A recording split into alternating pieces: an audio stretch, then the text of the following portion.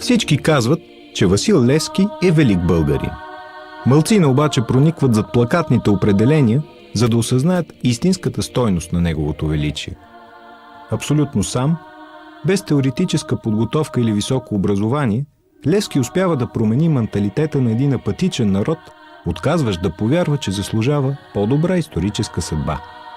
Няма спор, че практическата дейност на апостола е изумителна по своя размах, че изграждането на толкова сериозна революционна мрежа вътре в страната, гениалното прозрение, че свободата трябва да се постигне със собствени усилия, представлява решителна стъпка напред в национално-освободителната идеология.